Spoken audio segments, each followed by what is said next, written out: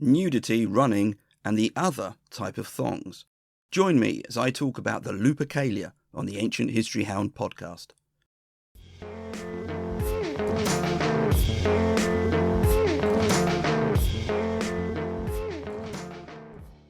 Hi, and thanks for joining me. My name's Neil, and in this episode, I'm going to try to get to the bottom of what the Lupercalia was and how the Romans understood it. Before I do the normal podcast husbandry bit, I need to thank Alicia. You see, I had an email from Alicia saying that she really enjoyed the episode I did on the Saturnalia. So would I be interested in doing one on the Lupercalia? Well, here it is, and thanks again, Alicia. It's always fantastic to hear from listeners, so if you've got an idea, just send it in. You can find me all over the place on Twitter, Instagram, YouTube, and even TikTok. I'm @AncientBlogger. And this podcast has its own Twitter handle of @HoundAncient. And don't forget my website. It's called ancientblogger.com. And I'll be posting episode notes on it for this episode. This will include the sources used, reading list, transcript, and other content such as maps, which I really hope helps. So, what should you expect? Well, I'm going to summarise what the sources made of the Lupercalia, in particular what they thought the origins of it were. I'm also going to bring in some modern perspectives, which will help us understand things. And then, of course, I'll be recreating how it went, and this includes one famous instance from Roman history, which had the Lupercalia as its backdrop. Right then, I'm going to begin by asking you to imagine the following scenario. You're in Rome at some point in the 1st century AD, more specifically it's February the 15th, and you aren't just anywhere in Rome, you're near the foot of the Palatine Hill or perhaps in the Forum. There seem to be a number of people gathered around, something is definitely brewing, and then you see or hear them, a group of young men running around naked and holding thongs made of goat hide. As they run past people they strike them with the aforementioned thongs, and rather than this lead to a riot, it's actually encouraged and people seem to be happy with what's going on. This was the Lupercalia. By the time the Lupercalia was being literally run in the 1st century AD, it was considered old, very old. Indeed, as you'll hear, it was linked to the myth of Romulus and Remus, with the sacrifice and starting point of the running located at the Lupercal. This was a cave outside of which the mythical twins were found by the she-wolf and suckled. The Lupercalia was therefore tied to events and places which, in myth, predated Rome's foundation. Our main sources on how the Lupercalia began are Ovid, Plutarch, Livy, Valerius Maximus and Dionysius of Halicarnassus, and we have others such as Cicero and Varro who also chip in. All of these writers date to either the 1st century BC or later, so straight away there's an important point to be made. And it's that Rome was late in the game when recording or accounting for its history. Rome's earliest known historian, Fabius Pictor, dated to the end of the 3rd century BC, and to give some perspective, that's around the time Hannibal was fighting Rome in the Second Punic War. It must have been a challenge, or more likely an impossibility, to find any contemporary sources which might explain the Lupercalia, or provide insight into the whys and hows of it all. And you know what? Far from being frustrating, it's fascinating, because it feels as if the writers are trying to make sense of it all. By the time of their writing, the Lupercalia was an established and important ritual, but no one is sure exactly how it got there. But they each have their ideas and observations, and I'll try to summarise what those were. I'll start with possibly the most famous account of the Lupercalia by a poet called Ovid. His very long poem, the Fasti, detailed the Roman festival calendar and gave descriptions on each festival. As it was a poem, there was a need for it to entertain. This wasn't a dry account. And what Ovid wrote about the Lupercalia and how it all began is stocked with action, most of it nude. It starts with Romulus and Remus as young men who are not yet aware of their background or calling. At this point, they are simple shepherds, and attending a sacrifice to the god Faunus, who is linked to the Greek god Pan. As the brothers exercise naked, by the way, Ovid is all about why the participants in the Lupercalia, the Luperci, ran naked, the alarm is raised. Rustlers are making off with a cattle, and so Romulus and Remus launch into action in their respective birthday suits. They split up into 2 groups, with Remus and his group returning with a cattle, and Romulus and his bunch returning empty-handed. This part of Ovid's poem goes some way to explaining all of that nudity. It's because the twins had been caught out whilst exercising. But Ovid also supplied more information about where it happened, the inclusion of the goat hide thongs, and their function. For Ovid, the Lupercalia was linked to the Lupercal, a cave, which was found at the foot of the Palatine Hill. It was outside the cave where the basket containing the twins came to rest after the floodwaters receded, and it was here that the she-wolf found and suckled both Romulus and Remus. This link and the importance of the cave seems to have been universally agreed upon, by the way, and as you'll hear, it formed the starting point of the Lupercalia. As for those goathide thongs, and why you'd want to use them to hit people, well, this was given a secondary explanation, separate from the story of the twins chasing their cattle. Ovid wrote that when Romulus was king, there was a fertility crisis at Rome. Help came in the form of Juno, a Roman goddess, who spoke from her sacred grove. Her instruction was, "Let the sacred he-goat pierce the Italian wives," and yes, that doesn't sound particularly nice, does it? But fortunately, an augur, a type of priest, was available to demonstrate what this actually meant in practice. After killing a goat, he made thongs from its hide and used these to hit the women on their backs, and this fulfilled the godly prescription. Ovid's account of the Lupercalia therefore provided a rationale for many of the elements which formed the Lupercalia of his day. He was born in the mid-1st century BC and died around AD 17. There's the nudity, the running, the goathide thongs, and using them to hit people. But these aren't presented as one single ritual. The running and nudity have their own origin story, and the thongs and the use of them have their own. There seems to have been initially separate rituals, and this is an important point to note. There's also a heavy element of the foreign or non-Roman. Ovid mentioned Pan and the link to Faunus. He also included a character called Evander, not a Roman, but a Greek from the region of Arcadia. In fact, the worship of Pan, who was a Greek god, was prevalent there. And finally, that augur, the priest who interpreted the words of Juno, he's described as hailing from Tuscany or Etruria, the Etruscans having a big influence in Rome, particularly in the accounts of the early kings of Rome. And if you want to hear more about that, you can listen to my mini-series on the foundation myth of Rome and its kings. Our next source to consider is Plutarch. He was a Greek writing in the 1st century AD, and is famous for his lives, which featured famous Greeks and Romans. His account of the Lupercalia sits in his life of Romulus, but he also mentioned it in his questions. Plutarch saw the Lupercalia as a festival of purification, this due to it being held in February, and more on that later. He linked it with the location of the she-wolf nursing the twins, noted the association with the Greeks through the figure of Evander. There seems to be agreed elements here, but he also had questions. For example, he's not exactly sure how the name of the festival linked to what went on exactly. It was named after wolves and linked to the site, the Lupercal, but how did that relate to what went on during the festival? He also included, though, some much-needed detail about what happened during that ritual. The priests, after sacrificing the goat, touched the foreheads of 2 youths with the bloody knife. The stain was then wiped off with some wool dipped in milk. As to what happened next, he commented that young married women were happy to be hit with the thongs, as it promoted both conception and a healthy birth. Plutarch also included the thoughts of earlier writers. One, a character called Butas, reasoned that the blood on the forehead represented the peril Romulus and Remus were in that day, whilst the milk represented the she-wolf who had suckled them.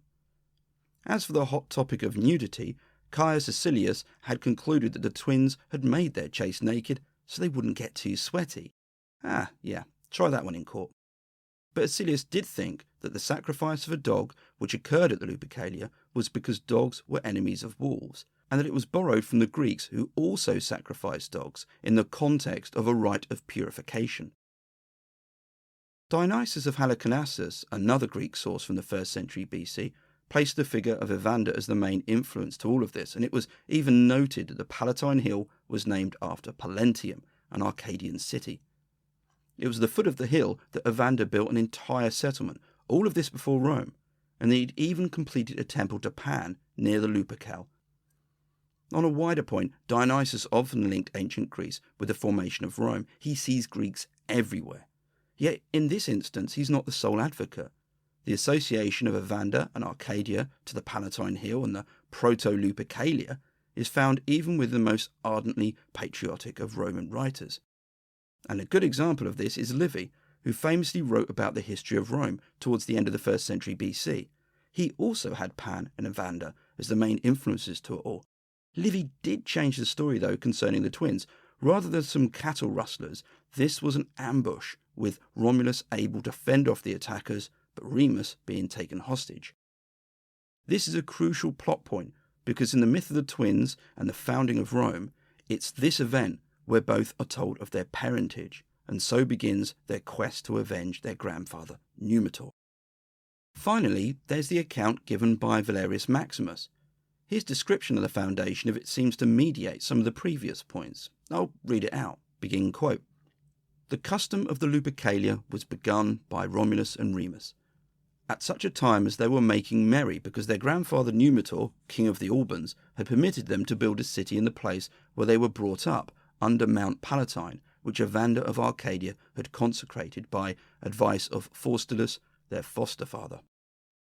For thereupon they made a sacrifice, and having slain several goats, and eaten and drunk somewhat more than usual, they divided up their pastoral band, and girt with the skins of the sacrificial victims, they sportively struck the bystanders." End quote.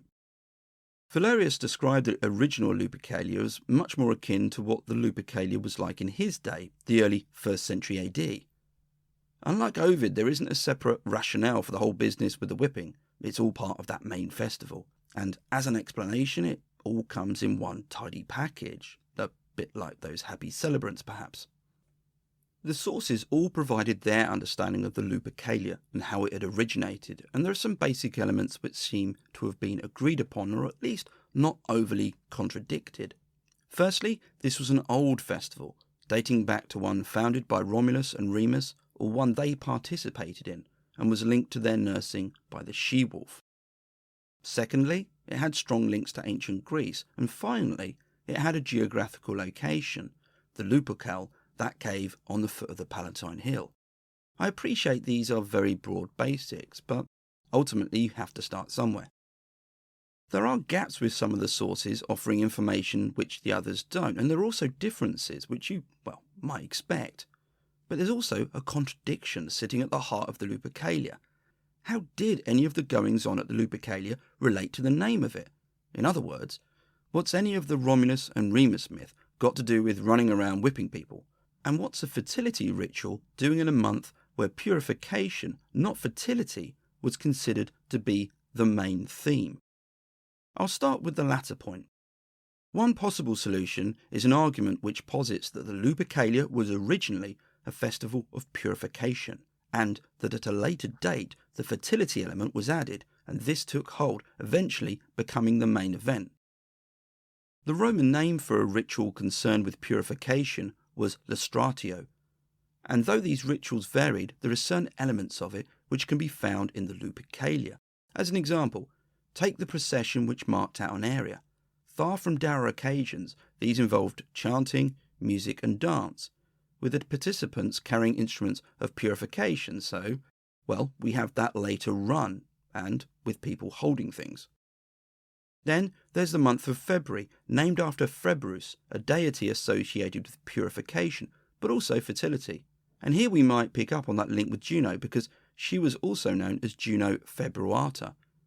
Sadly, the sacrifice of dogs was also common in purification rituals.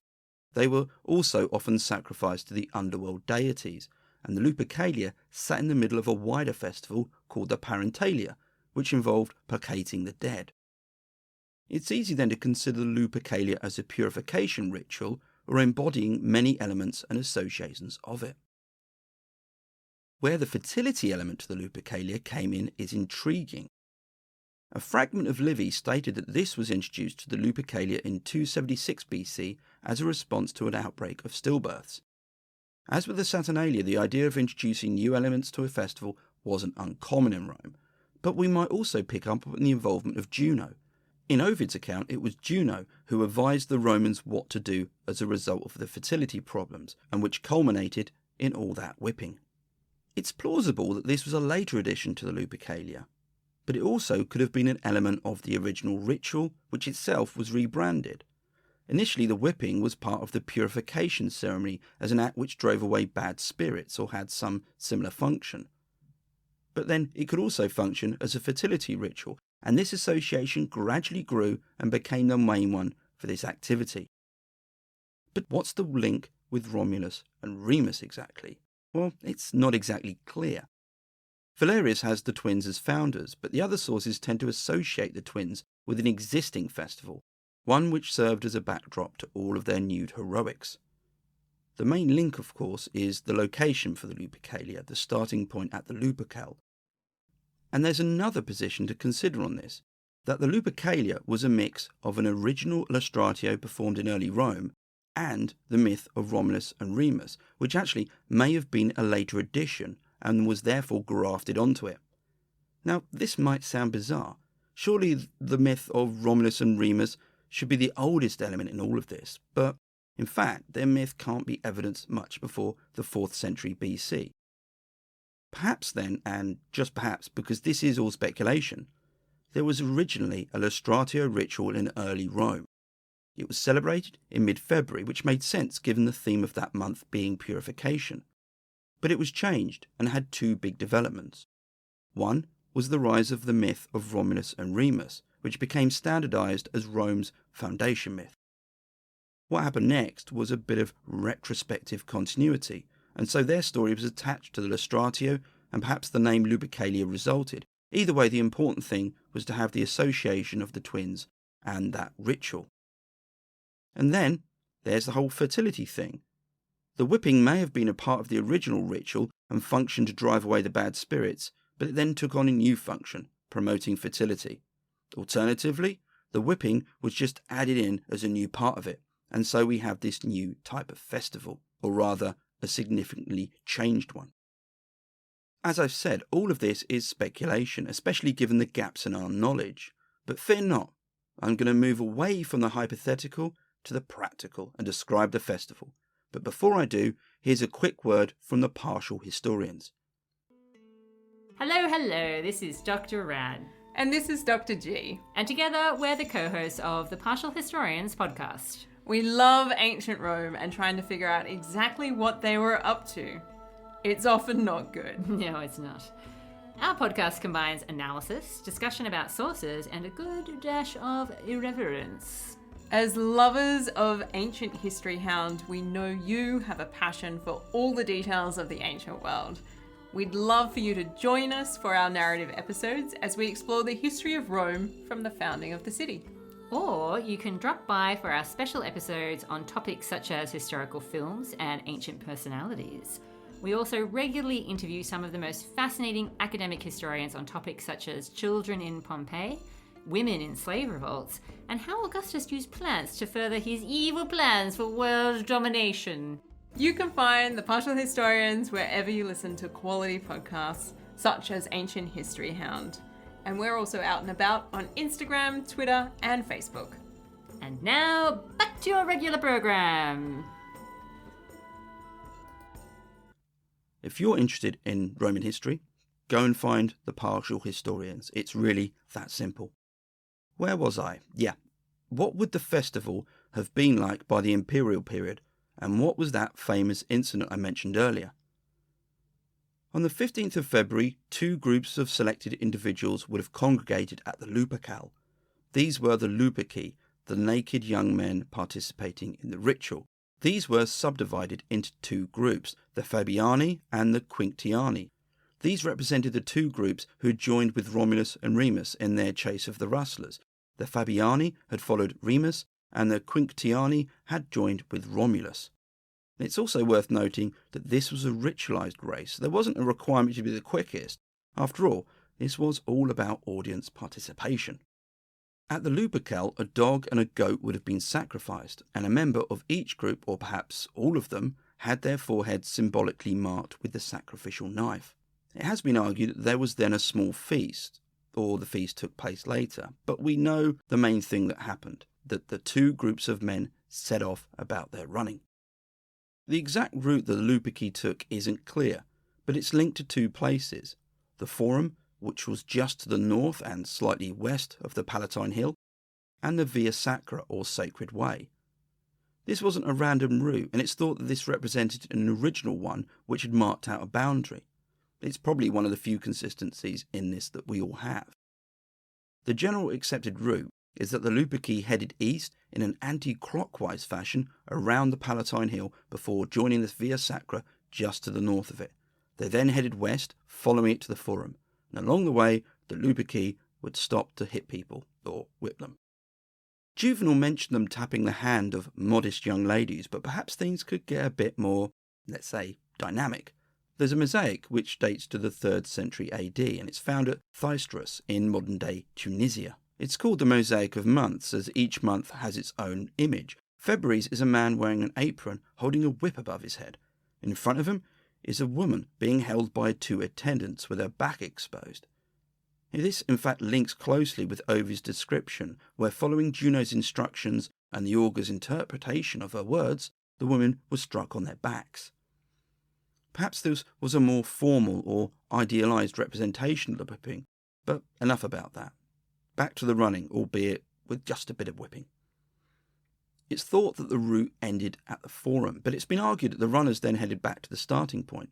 In either case, the Forum and the Lupercalia in 44 BC was the backdrop to a very famous event.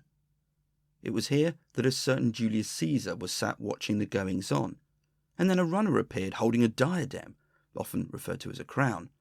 But this wasn't any runner though. This was Mark Antony, Caesar's right-hand man. What happened next was pure political theatre. There was tension.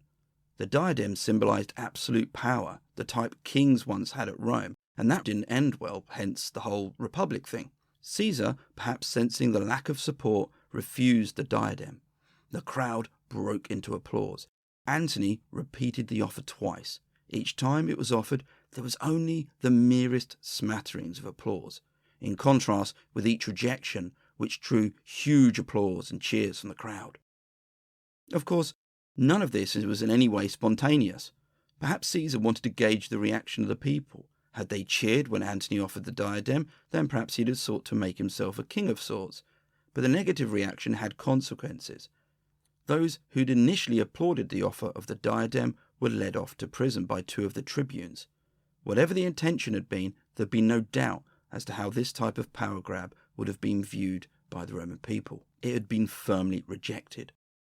Mark Antony had run in the Lupercalia not as one of the 2 original groups, the Quinctiani and Fabiani. He ran in a newly created 3rd group, the Juliani. You guessed it. Caesar had included his own family name as a new addition, and he wasn't naive when it came to the politics of the spectacle, so we can draw from this that the Lupercalia carried some weight, not only as a spectacle, but something within the very marrow of Rome. As an aside, the Juliani group seems to have been abandoned after Caesar's assassination, which is not really that surprising. Another Caesar, the first emperor of Rome, Augustus, also involved himself with the festival. Exactly what this entailed isn't clear though. Suetonius remarked that he prohibited young boys from running in it. This has been considered as Augustus giving the festival a cleaner image, but it might have just been the practicality of it. Augustus often had his eye on how public festivals might be used, and so limiting the participation of the Lupercalia may have been beneficial to him in some way. In fact, I strongly suspect that's what was going on. In the later periods, participating in the Lupercalia became strongly associated with the equestrian class in Rome. Perhaps there was an expectation that if you were to make anything of yourself, you needed to have been a participant. But like any race or naked rambling with a goathide thong, there is always an end. But the end of the Lupercalia wasn't as immediate as you might have thought. When Christianity came to be the ruling religion in Rome, you might have thought that the Lupercalia was on short notice, but no, it stayed as a festival till around the end of the 5th century AD, irking a good number of popes. When a late 5th century pope, Felix III possibly, tried to abolish it, a senator stated that this festival helped prevent pestilence and famine, so we'd best leave it in. One final point about the Lupercalia is the association with Valentine's Day, and I've not come across anything which supports this or connects the two, and I'm not really sure how it would link in. A group of naked men holding goathide thongs doesn't immediately come to mind when I think of romance, but hey, each to their own. It would certainly make a good rom-com. And on that note, this brings me to the end of the episode. I really hope you've enjoyed it. Don't forget to rate or review if you can, and check out the episode notes on ancientblogger.com. Till next time, keep safe and stay well.